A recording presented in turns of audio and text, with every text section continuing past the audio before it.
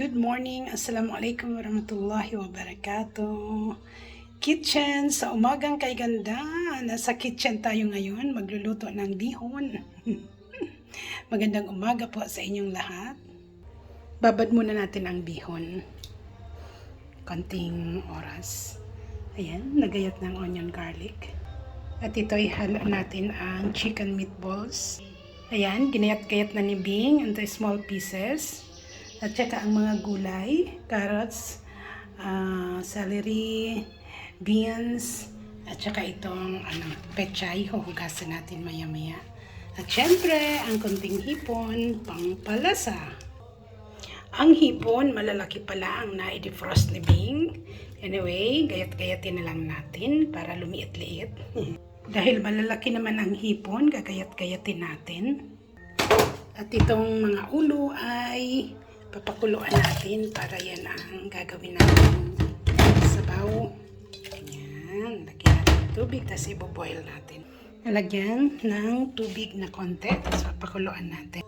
Ayan, kulo-kulo ka muna dyan ha. Ayan, medyo malambot na yung bihon. Tinanggal ko na yung tubig. Tapos siya ay gugupit-gupitin natin kasi ayoko talagang kumain ng masyadong mahahaba. Mahirap ikot-ikotin sa tinidor, kaya kailangan natin siyang i-divide into 3 cuts. Yan. Ayan, nagupit-gupit na siya, di ba? May igsi lang siya. Okay, dyan lang muna siya sa side natin. Ayan, kumulo-kulo na din yung mga balat ng hipon at saka ulo. Ayan, set aside na muna natin siya. Kaya isasabaw natin siya mamaya sa pag-gisa-gisa natin ng mga gulay. Ayan, ready na ang ating kawali. Ayan, ready na ang kawali at saka mantika. Tayo ay magigisa na ng bawang at sibuyas. Ayan, as usual, bawang muna. At isunod ang sibuyas para maghalo ng kanilang smells good.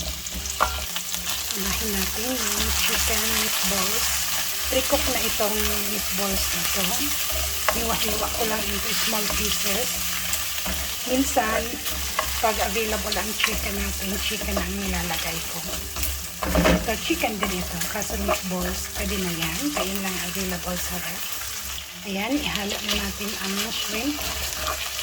Ang hipon na ginayat-gayat. Ayan. At syempre, pwede nang haluan ng soy sauce para magkaroon na siya ng lasa. Lagyan na din ng konting betsin, konti lang. At konti din black pepper.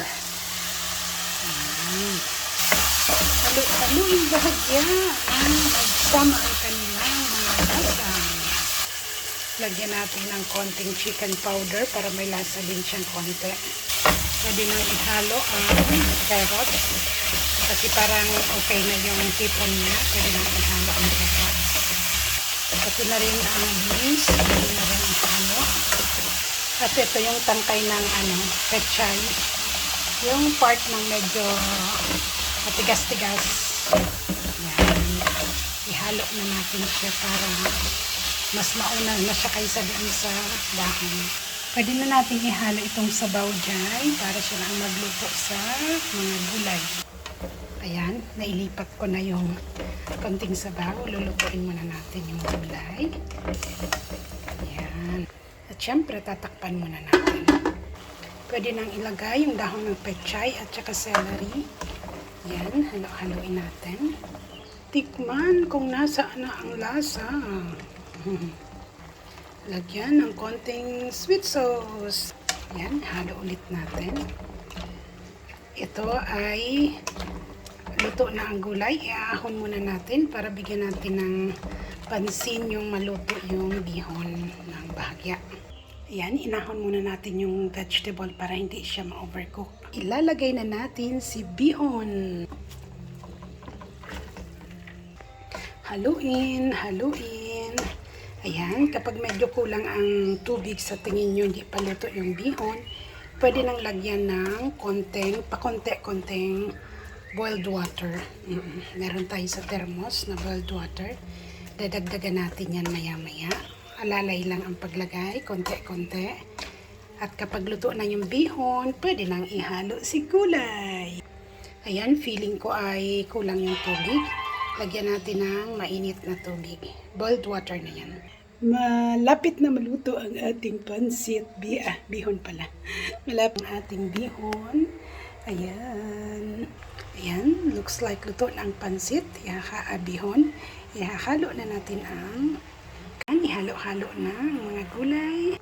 Luto na po ang ating pansit at ready na tayong mag-almusal. Ayan, ready nang mag-almusal si Bing. Tara na, kain na tayo.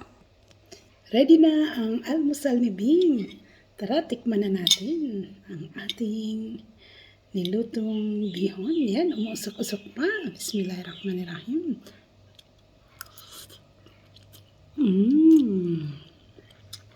Yummy. Ganito ang gusto ko. Kaya pinuputol-putol ko yung bihon niya kasi, di ba, isang ganyan na hindi mo na kailangan iikot-ikot pa. Sarap ng pechay.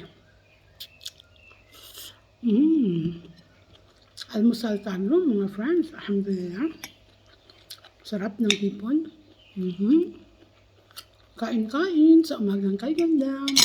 Alhamdulillah Rabbil Alamin. Thank you for watching. Have a nice day, everyone. Assalamualaikum warahmatullahi wabarakatuh. Good morning.